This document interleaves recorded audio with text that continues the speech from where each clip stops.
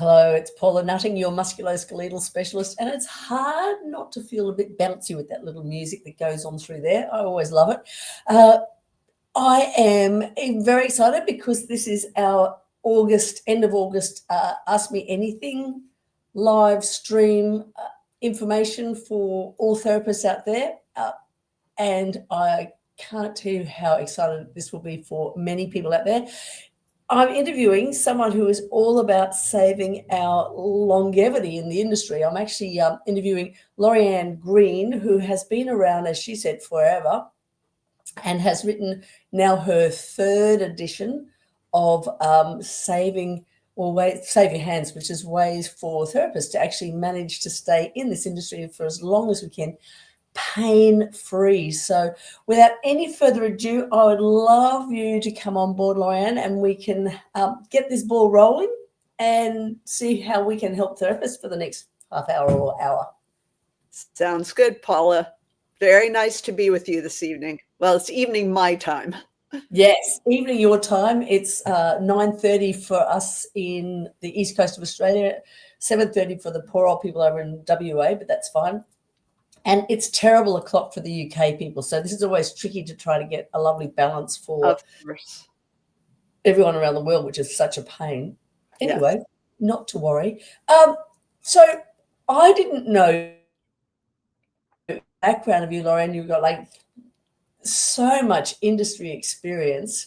And I know we're on an isolated island down the southern, down, but that is terrible that I haven't seen you before. Can you please give people you don't have to do the elevator pitch, really like them to know what your background is. I saw that you were injured. There were some injuries after you.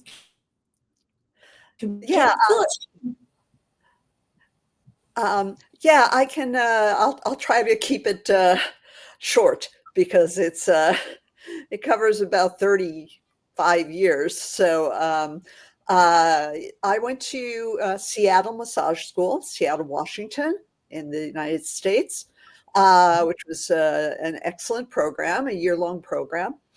And now this was back in the beginning of the 90s, so it's quite a while ago. And at that time, we really didn't talk about injury prevention. We talked about body mechanics. But I will make a point, which I will probably make several times during our time together. Body mechanics is not the same as ergonomics, and it's not the same as injury prevention. It's one of many strategies that is useful in preventing injuries. So anyway, I went to massage school, and being an A+ type person, I did an externship, and I took all kinds of extra workshops, and I suddenly increased the number of massages that I was doing per week. And that's a good way to get injured, that sudden increase. So I started having symptoms on the ulnar side of my wrist, pain, and it just got worse and worse. And I was able to graduate, and I was able to pass my state boards, but I was not able to practice. I was in too much pain, and I was in pain for 3 years. So Lauriann, how many, just because I want to unpack that, because sure. That's really terrifying that it's something in the length of time that you're in college. So firstly, everybody, there's a comment section under here, and I want you to ask as many questions because this is about you guys. I want, if you've got questions or queries, don't just sit back and watch and wonder, because this is your opportunity to ask. Good morning, Belinda. I can see you on board. Thank you for coming up and sharing. And also, I want to do a quick plug for Q Academy, which I should have done really early in this piece. They are an education platform that you made me think about them when you started talking, because they have a really good structured way nowadays that, one, we look at our ergonomics, but two, we look at the biomechanical health how to set yourself up, how to place yourself to make sure that you're trying not to injure yourself. Probably more so nowadays than we ever did before. We were just thrust into it.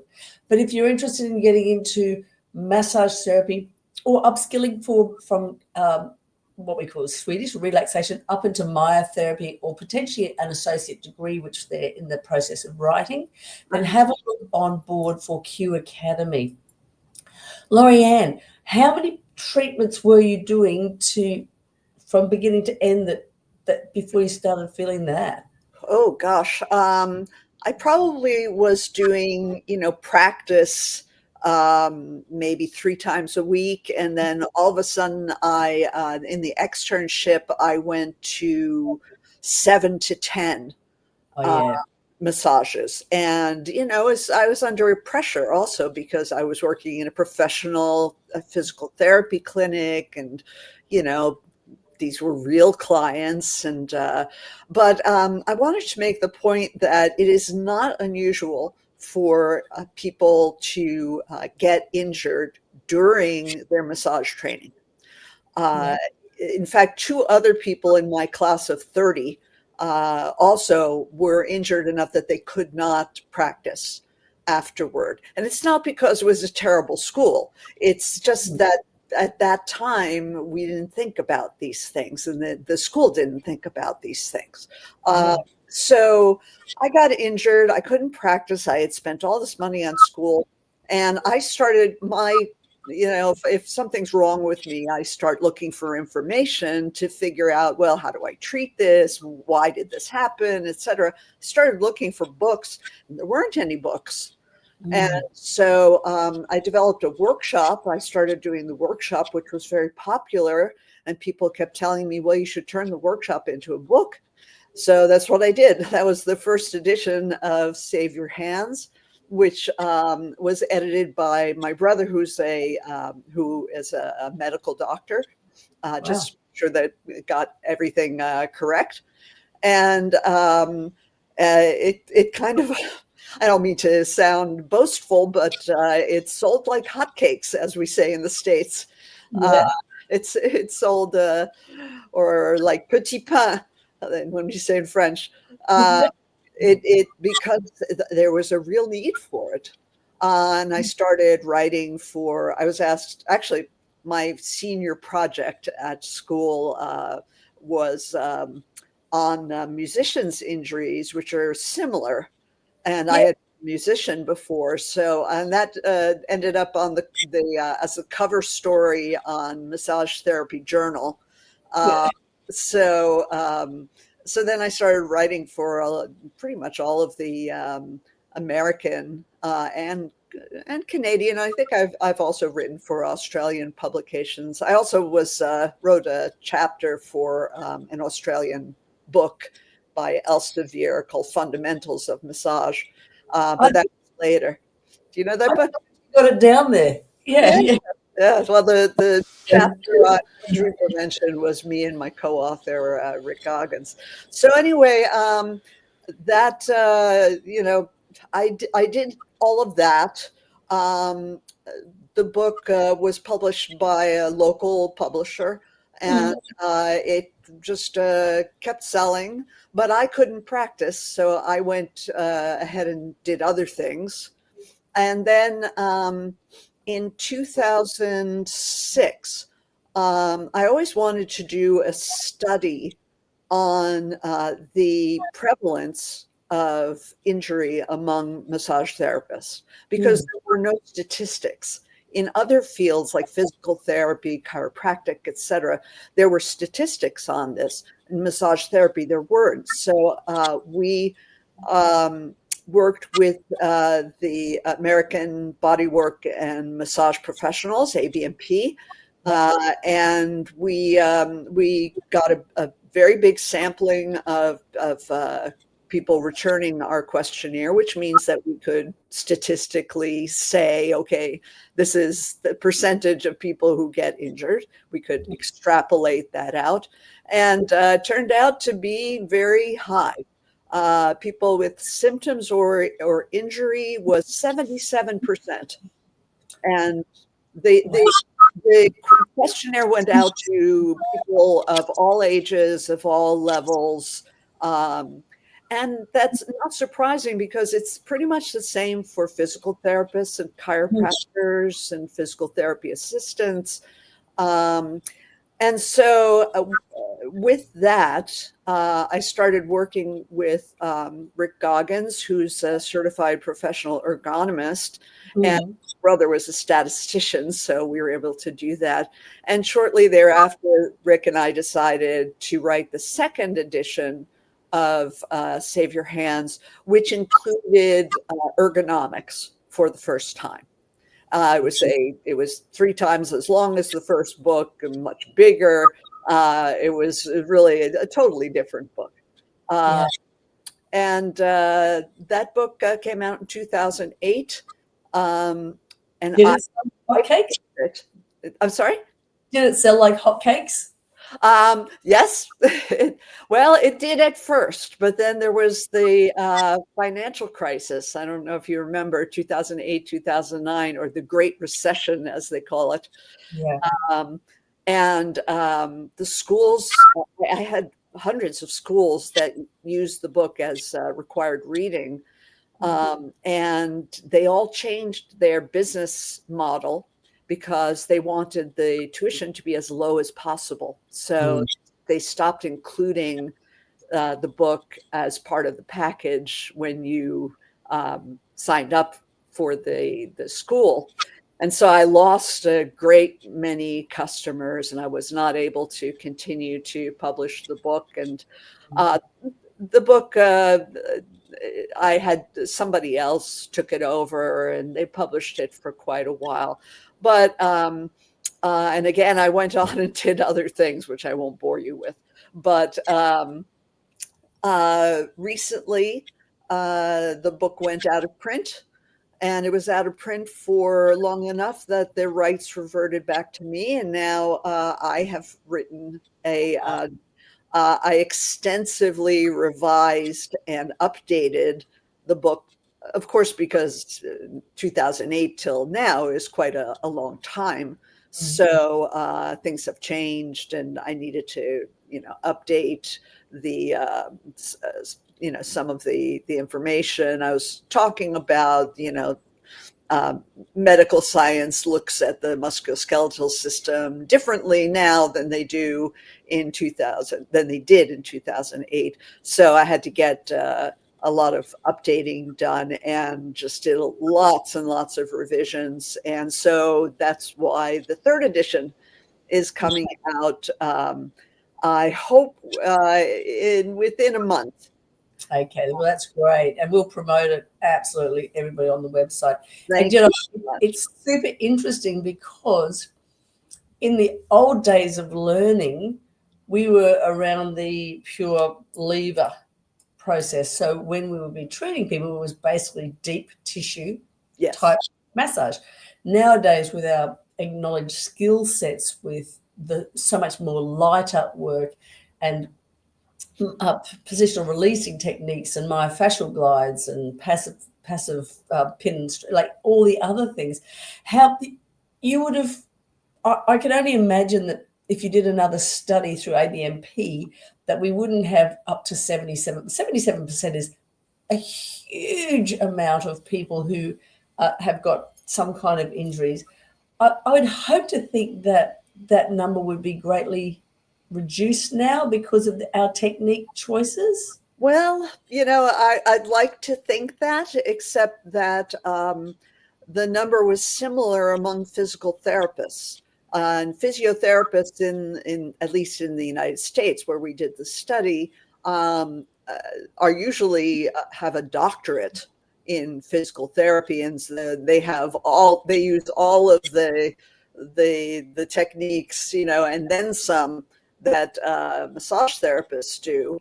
And even with their much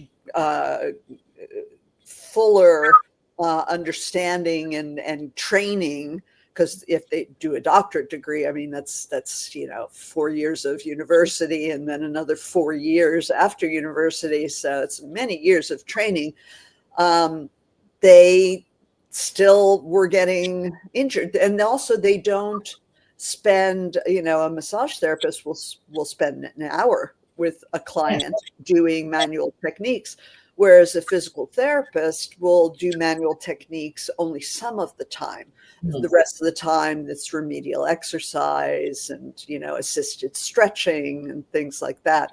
But so they were also getting injured. So I don't know if I like you. I mean, I certainly hope so. I hope that maybe my work and my books have been helpful to people as well, and Yeah. given them ideas. And I know I've worked with hundreds of schools who've incorporated the book into their curriculum, and Mhm. even spas. I have worked with spas, and some very well-known spas in the United States. So, I hope that the information has gotten out there, has been disseminated. So I hope you're right. Um, Well, no, I've seen physiotherapy. Any physiotherapist I've seen, I know that they have one depth of pressure. They uh, don't actually. There's not probably because we have an hour. We have a greater length of time, and I see more people in the complementary health model will have like less is more, but in the allopathic, that physiotherapy, they are just bang, bang, bang, and thumbs. I can just yes, yes, a lot of times. So with the course, do you? I have a gorgeous friend, Lisa Belmore, who is a shiatsu practitioner and researcher, and there's a whole technique around hands for therapists and how to like what areas to work on to help with their own preventative medicine. It does your book go through different techniques? How do we work our hands before a treatment? What do we do after treatment? What do we do during the treatment? For like, can you take us through how I'm going to keep my hands healthy if I'm treating 6 people a day? Yes. Well, first, there's a lot of information to understand. Uh, Mm-hmm. the things that get people injured, uh, as in any profession that is physical, people who work in manufacturing or who are, woodworkers, or any manual, heavy duty work. Um, they all have risk factors. And Mm-hmm. when I talk about risk factors, it's like we talk about risk factors for heart disease. If you smoked, if you're overweight, if you had a parent who had heart disease early, those are all risk factors. And there are a number of risk factors in doing the work that massage therapists and I should say estheticians also, because estheticians do a certain amount of massage. Um, so it's important to be aware of what those risk factors are. If you start out with that knowledge, you can be on the lookout for, am I doing any of these things that are increasing my risk of getting injured? So that's the first thing, is to be aware of what is it that gets us injured. um, and to adjust what you're doing, or be I talk a lot about awareness. you know um, I talk about it on a practical level, and also on kind of a, I don't know, for lack of a better word, metaphysical Yeah. level. Because I do talk about preparing yourself in the morning before you start working. Uh, Mm-hmm. and in the third edition, there is a ritual to go through to prepare yourself and to heighten your awareness.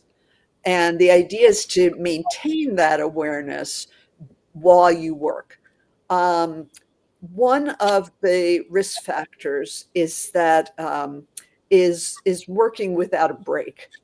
So one of the things I talk about is building little breaks into your work. Mhm. So, for example, um, you have run out of oil on your hands, and maybe have a holster, and you turn to the side for a moment. Some people turn their back on the client, so the client doesn't really see what they're doing.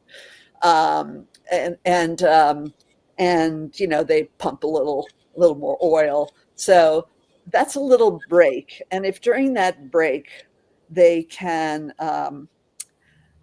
there tends to be some tension that builds up, and it's called, when tension builds up in your muscles, it's called static loading. Mhm. um, and it causes some amount of ischemia, so it reduces blood flow, Mhm. um, and it is a risk factor for injury. So if during that time you can take a couple of deep breaths, just it probably won't take more than a minute or two, but just to let some of that tension go out, so that when you go back to the client, even if it's 2 minutes later, your muscles have had a moment to relax. Mm. So that's also something that we tell people who work in offices or who work on the computer a lot and get these kinds of injuries from that, is to set their clock and to take a break every half an hour, to get up, walk around, take deep breaths, go outside, look at the sun. you know um, it's taking breaks is very important. It gives your body time to rest Mm. and to relax. So it helps with that risk factor of static loading from tension. Right. And that's especially y- young practitioners just out of school, um, tend to be, a little nervous, a little tentative, because they don't have that much experience, and it takes time to feel really sure of yourself in any new profession. So especially, and so young professionals tend to get injured quite a bit. So I talk about that. I do talk about self massage, Mhm. massaging, but not using your hands. For instance, massaging, using your forearm, massaging your own forearms. Yeah. Um, and Of course, there's also stretches. We have a full conditioning program. One of the big reasons people get injured is that they think that because they're doing physical work, that they have the endurance and strength and flexibility that they need to avoid injury. But massage work in itself does not give that to you. Right. Uh, you need to have a special program that builds strength, builds endurance, builds flexibility, um, and that will give you those things so that you can more easily do your work. The work itself, it gives you it's more of a strain on your body than it is exercise. I would not consider massage work to be exercise, except there are people who do a very fluid kind of thing where they walk around the table a lot. Perhaps they're getting, more of a Yeah. cardio. kind of effect. Kapuna, Lomi, they're perfect examples of Yes. using the whole of the body. So with the conditioning work, are we talking about like I'm going to be thinking specifically can I make my forearm flexors stronger, or my biceps, triceps, or my scapular stabilizers? What level are we bringing that in? My brain's looking at Belinda, who's up there. She came up from Victoria and she's up here for a few weeks, but she's been having terrible neural, like can't close fingers, carpal tunnel. What we found, well, it's probably more neck. So do you bring the neck, like is what because what do you do? What is conditioning? We cover every part of the body that's involved in doing manual therapy work. So yes, we have neck exercises. We also talk about that, as you said, sometimes neck and even arm um, pain or paresthesias or things like that can come from either the cervical nerves coming through the vertebrae and the cervical spine, or from the brachial plexus, which is located roughly here. Yeah. So uh, and there's something called double crush syndrome, where Yeah. you have an impingement here that then it lowers the number of nerve impulses that are getting down to your hands. And that can be an issue. So you need to stretch out your arms, so you don't have all of that neural tension as well as muscular tension. And you need to be doing exercises to strengthen at the same time. But usually, in a good conditioning program, you're not just strengthening, you're working on, like I said, strength, endurance, and flexibility all at the same time, because you need all three of them.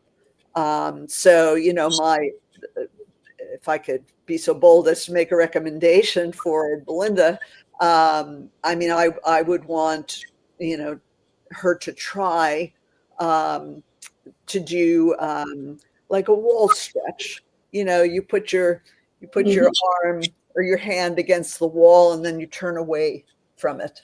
She may find that she has trouble doing that. That may cause pain. If the nerves are tight enough, that can cause pain. So then you back off. You just do as much as you're able to do and you work up to it. But that's again something that during the session, you can take a minute. Let's say that the client is turning over and getting comfortable, as they're now in supine position instead of prone.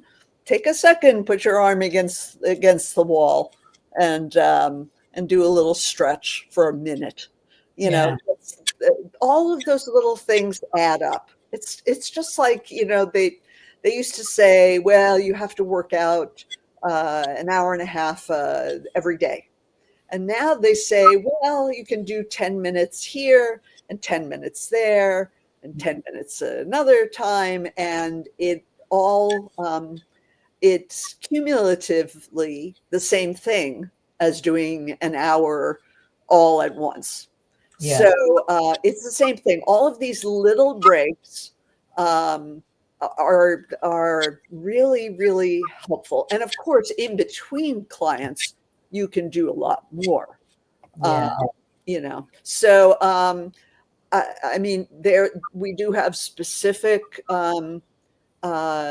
things for the arm, the neck, the shoulders, um, the um, the back core strength. Core Yep. strength is very important, pretty much for everything and for everybody. Uh, Yes. so, um, it's the kind of shoes you wear.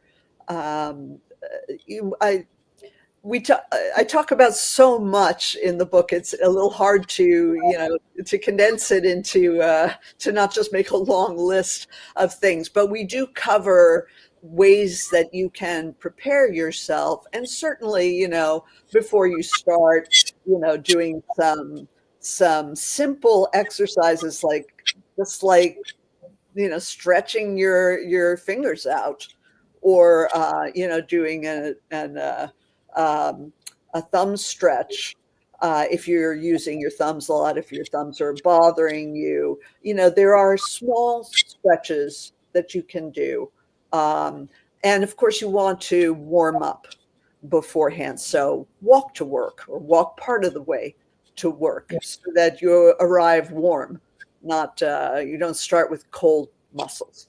So, I mean, again, there are many, many, many strategies, but those are among the things that I recommend. Belinda was saying that she was doing that, those held stretches. Her hand therapist recommended dynamic stretching. So do we think about, because for me that's a little bit neural, and I'm kind of It is neural, yeah. So by also, dynamic, it would be going back and forth, which I is think fine. she's doing kind of like things that are like moving around, trying to keep. From memory, looking at the work that she was showing me the other day, is that she's the hands are together. She has a dodgy one, but I think that they're trying to do a connectivity, if that's right, Belinda, to make sure that there's it's a the dynamic. It's not isolated. It's Mhm. actually more compound. Yeah, I mean, I won't argue with her doctor.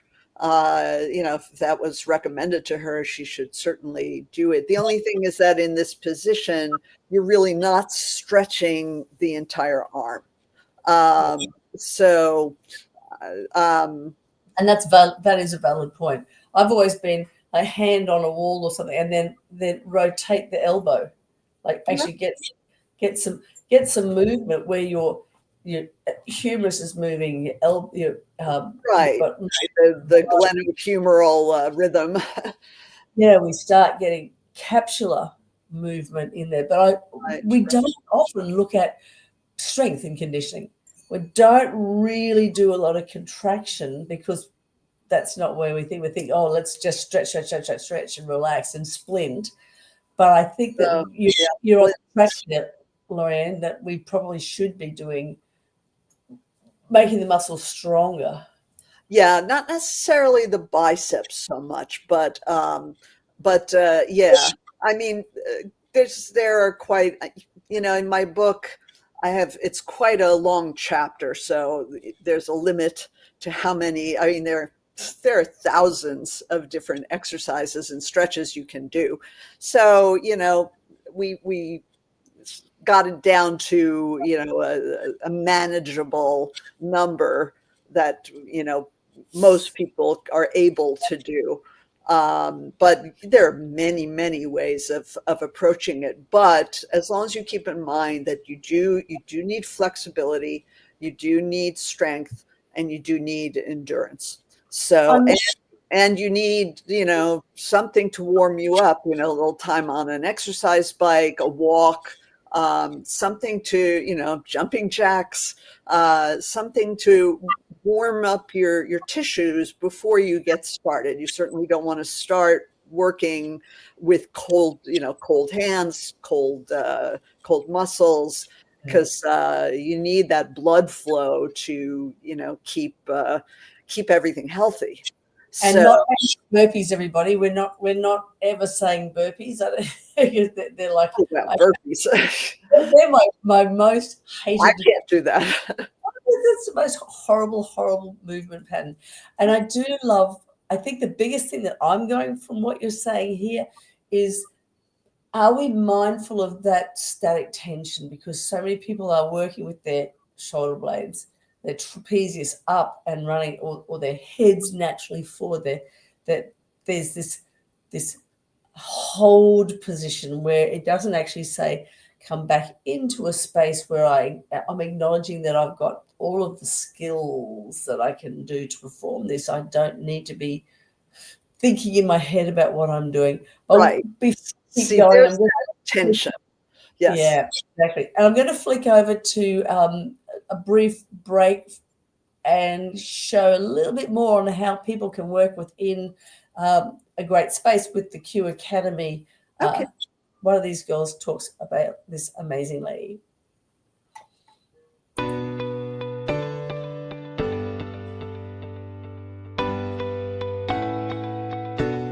My name is Jade Afu. I studied Cert 4 massage in 2014 and then went on to remedial in 2015. I was working in ASICS. I was retail, Lorna Jane.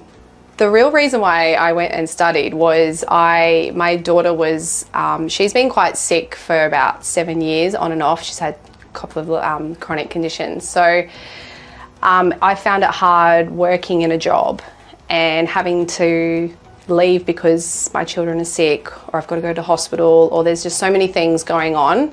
For me, I needed another option. I've been set up for about 8 years now, working from home. Having a home business has been like such a blessing to my life. I don't think I could have done what I've done somewhere else just with my own circumstances. My life's very busy. I've got 3 kids. And this year has been a little bit different again because now I've got 3 kids playing sports every afternoon. So I do try, if I can, work in between school hours. I feel like you can make it work to your advantage. So you can either work as hard as you want and be stressed and all the things, or you can make it flexible.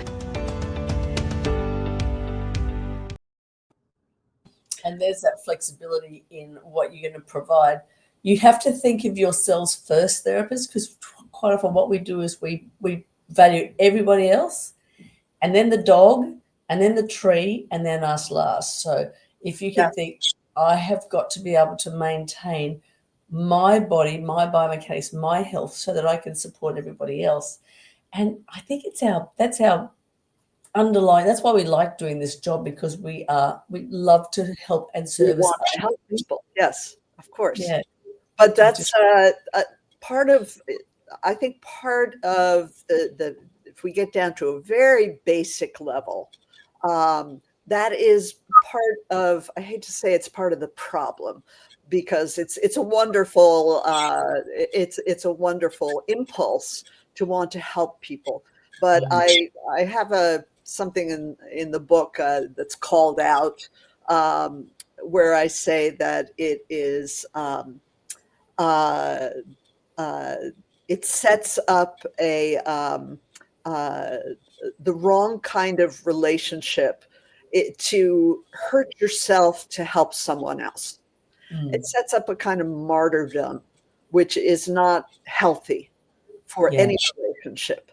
So yes, just like in everything, just like in any relationship, we always have to think of ourselves first. If you have a partner, you still have to make sure you're okay. Then you can take care of your partner. But was in the past so much emphasis on treating the patient, and very little, if any, talk about how are we reacting and what kind of energy and what kind of presence are we bringing into our sessions. If you're tight and tense and breathing shallowly, it sets up an unhealthy kind of energy in the room that is necessarily going to be picked up by the client. So it does help the client the more you can help yourself. By the way, I wanted to mention, just as a concept, because you were talking about the getting the neck and the shoulders into the right position. Generally, everybody spends most of their day, no matter what they do, with their shoulders internally rotated and their hands out in front of their body. Mm. If you type at a computer, if you do any kind of work, you are generally in that position. So your chest is caved in, your back is stretched out, and your head tends to move forward. So you get into this forward head position, which again has an effect on your nerves coming off of the cervical spine and into the brachial plexus. And the muscles in the back become uh, weak and overstretched, and the muscles in the front of the body become uh, tense and overly strong. So there's an imbalance, and of course the head rests on top of all of this. So that's basically what we need to. That's the main thing we need to counteract to not get injured, is that kind of posture, and almost everybody has it. I'm doing presenting a 3-hour workshop on breath and brilliance on Saturday for Club Physio. And it's that whole concept of compressing down at C3, C4, C5, which is what happens in that forward pose, which is our exit points for our phrenic nerve. And then we reduce the capacity for proper diaphragmatic breath, which creates an inflammatory process back up to the neck again. Yes. And here we have this vicious cycle. And C5 also is part of the to T3, 4, and bang, we've got this slew of injury. Yes. Reality. Potential injury. Yeah. Because we haven't worked out that you can actually keep your body back and tilt. And there's your ergonomics again, isn't it? That's right. Tilt at the hip, which many people don't know how to do. They bend at the waist instead of tilting. At the hip. Right. Yeah. So it takes concentration to make the difference between the two. But you're absolutely right. And when you're not breathing from the diaphragm, you're overusing the secondary breathing muscles like the scalenes. Yeah. So those get very tight. And again, it's just goes on, and you're just in a bad situation that you need to get out of. Lauriann, from your experience, what do you see, or what do you see most often with therapists? You talked about ulnar pain, and I actually had that was me. Yeah. I had ulnar tendinosis on both hands. Radial is actually more common. But there's any number of what are the top 3? The top 3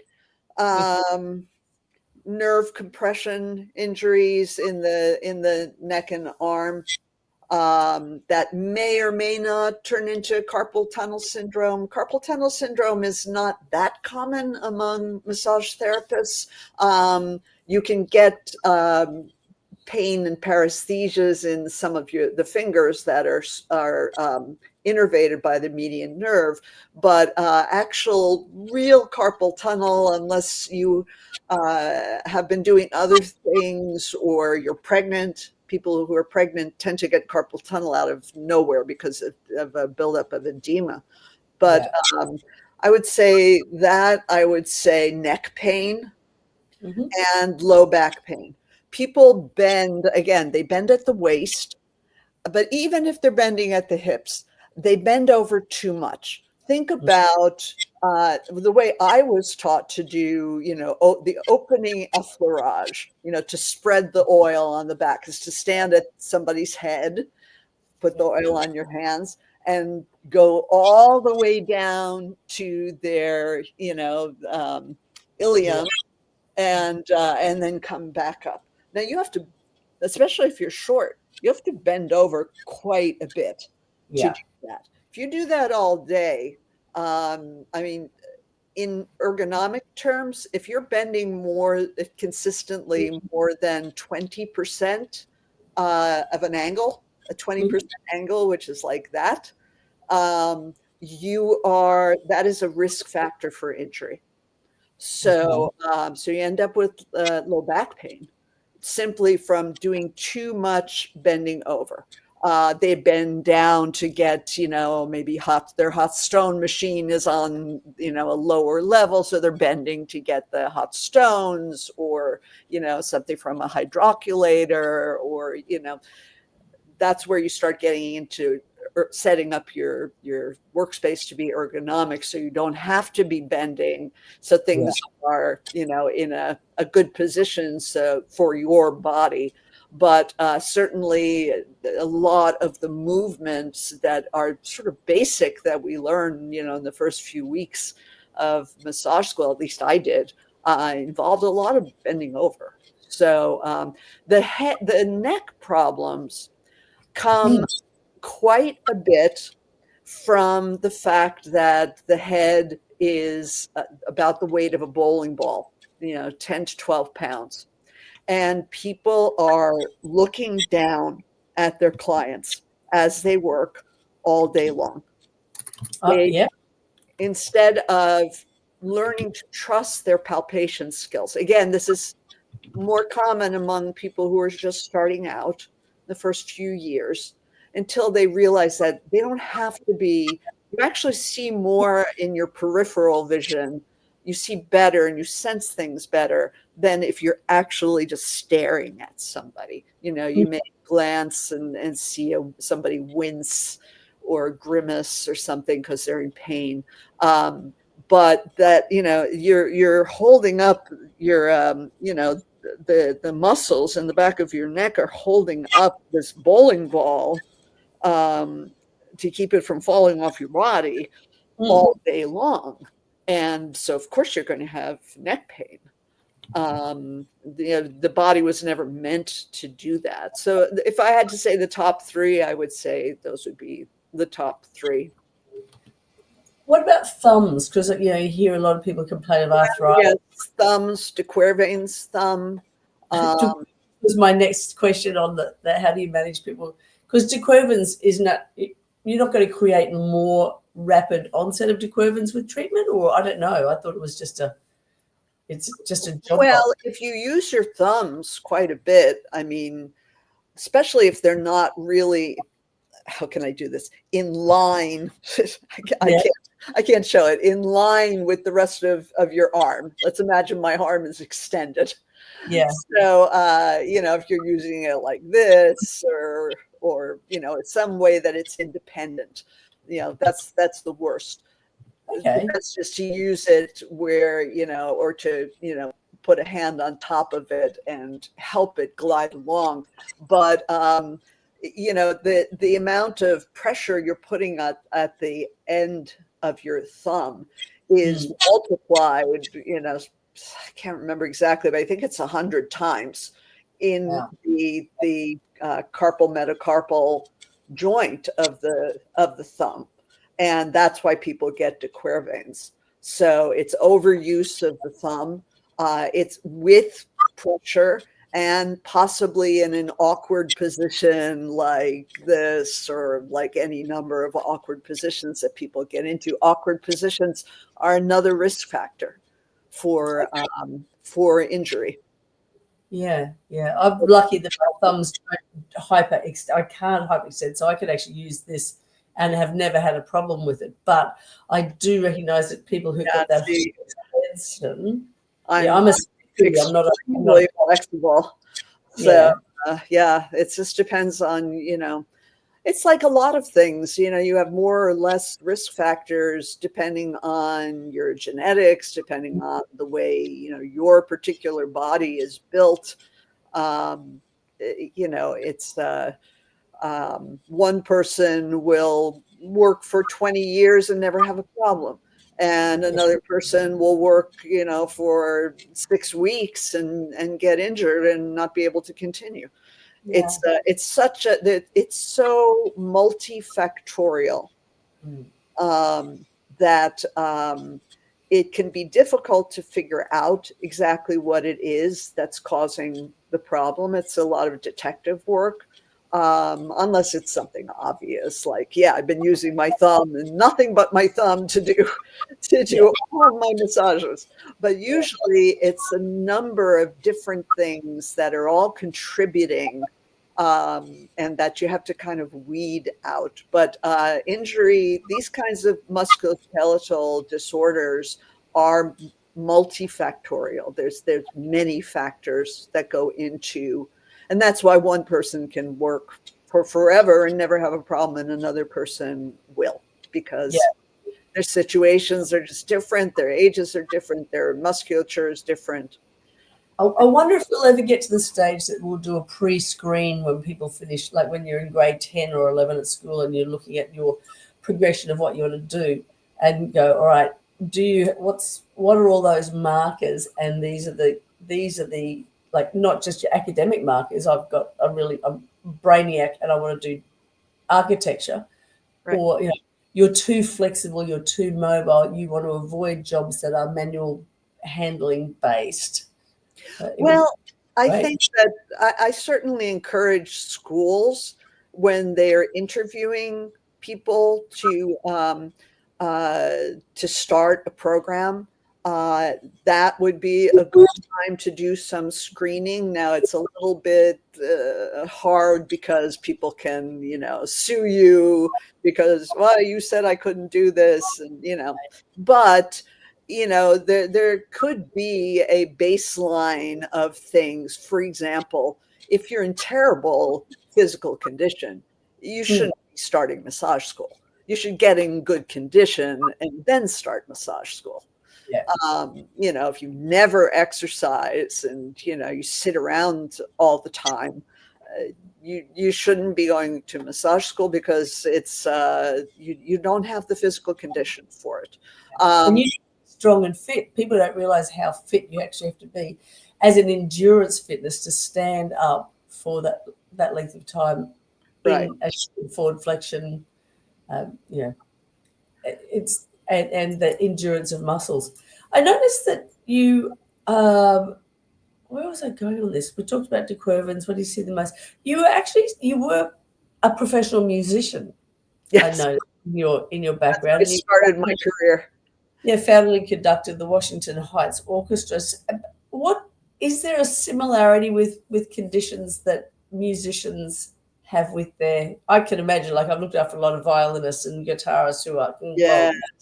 Talk about awkward posture. It's nothing more awkward than having your head tilted and, playing like this, where all of this is contracted, and, you're crushing all the nerves on one side, and you're, doing a lot of repetitive movement this way. I've actually done conferences, for musicians on the same subject, injury prevention.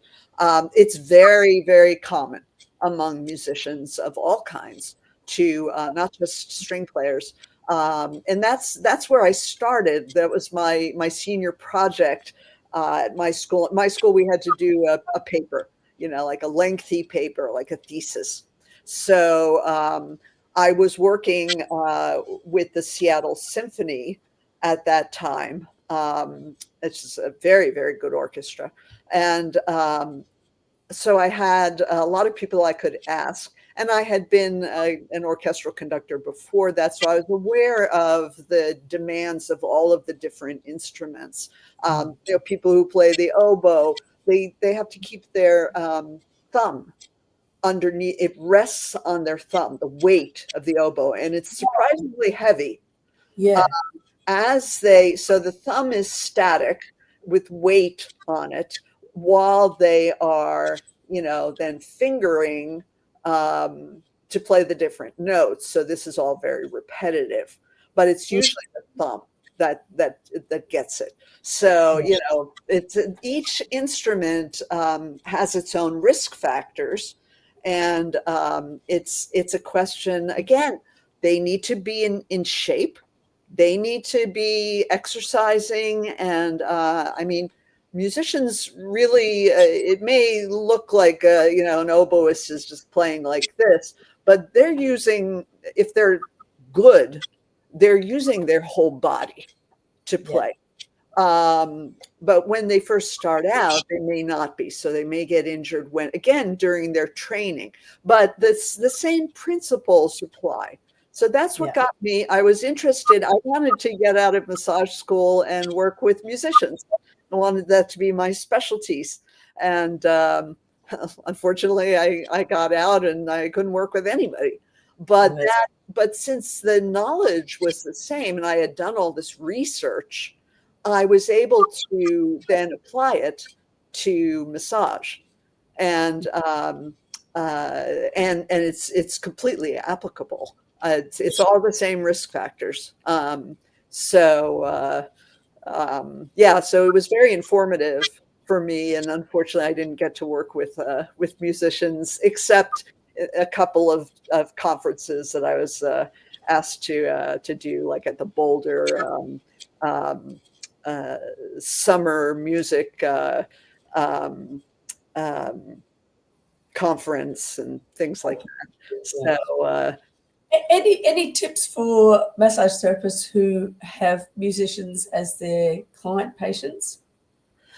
Oh, well, it's again, I mean, you have to kind of understand, you have to talk to them about, maybe ask them to at least mimic, or maybe even bring their instrument in if it's, carryable. It's not all of them are.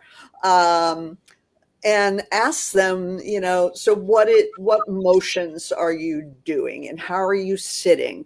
And, are you sitting straight? Do you tend to get into the forward head and the bent over position? You need to get a picture of what they're, spending 6 or 8 hours a day doing, because really good musicians are spending that amount of time. So that's the most important information, is what is their particular challenge with their particular instrument, and then you can address that.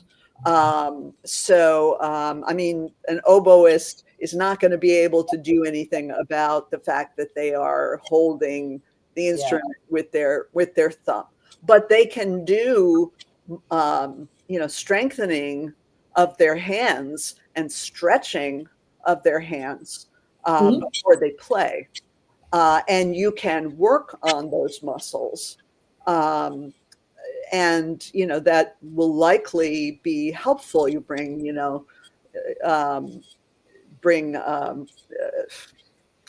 what's the word? Circulation into into the tissues, and get maybe more mobility.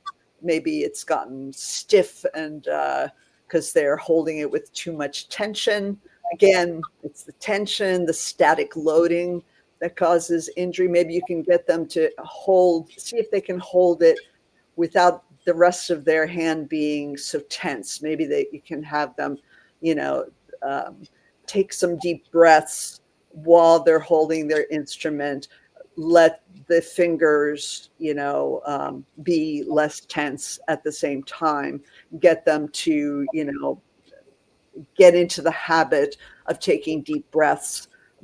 As well, for a woodwind instrument, you're taking deep breaths, but even if you're not playing, because they don't play through the whole symphony, for them to be concentrating on deep breathing and relaxing their body. And it's all counteracting the things that are causing them pain and tension. Tension is you wouldn't think it was such a big problem, but it really is. Lauriann, a closing question. If you've got, for therapists, is there a closing routine? Like, I've finished my patients for the day, I've written up my paperwork. Is there a last sequence that you suggest that they can apply before they turn off their clinical brain and come onto their private brain? Yeah, I do. We have suggested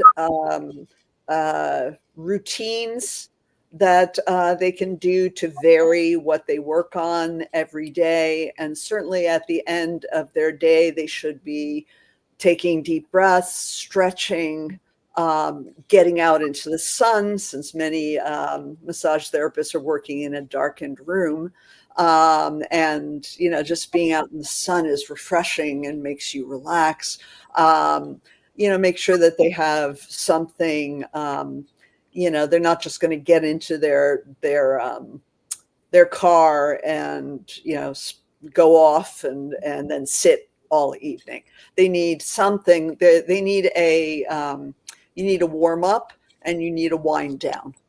So we do talk about that in the conditioning program, chapter 11 of the book.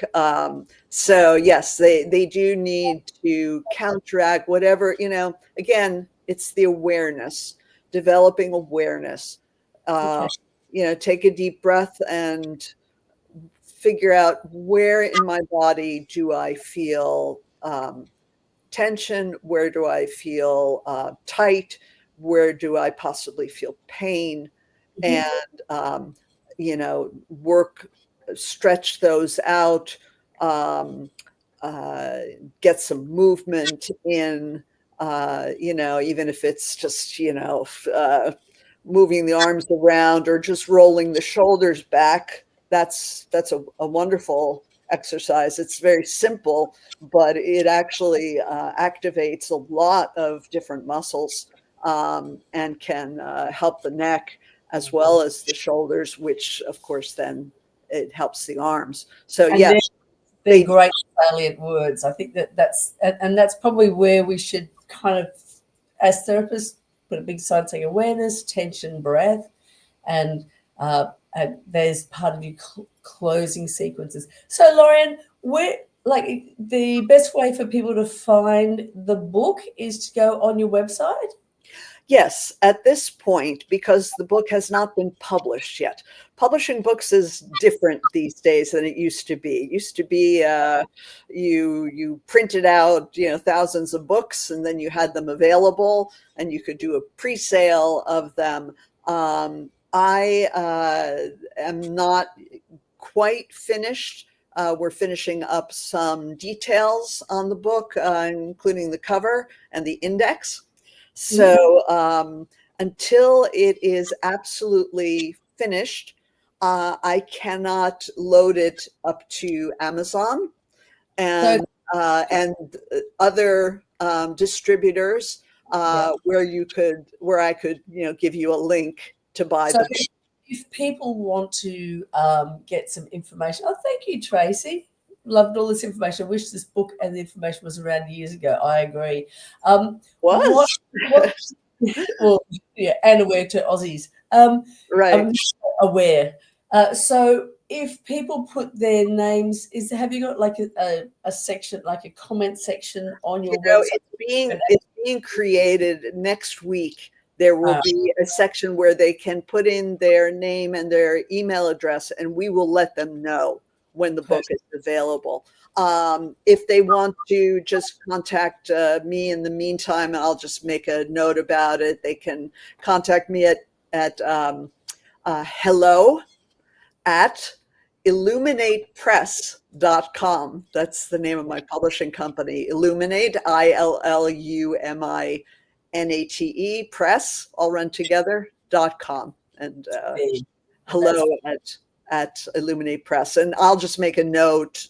And we're still in the final stages of putting the website together. We've got about a month before the book will come out, but it will. Yeah, and last month I interviewed Robert Libby on his ligamentous referral pain, and his book is doing exactly the same as yours. So, Lauriann, I'll have you and Robert's books. I'll be putting them both up on my Facebook groups and as many places with links to get to both of you. Thank you so much. I Thank you. appreciate that. I Yeah. do want to, I have worked with Australia in the past quite a bit. There were a number of schools, and there's in New Zealand also, there was the Kasha Books was a distributor of mine for a long time. I don't know if you've heard of them. But We've got Newman from Terra Rosa, and he's very good at promoting. oh, right, Terra Rosa. I'm glad you reminded me of them. With them.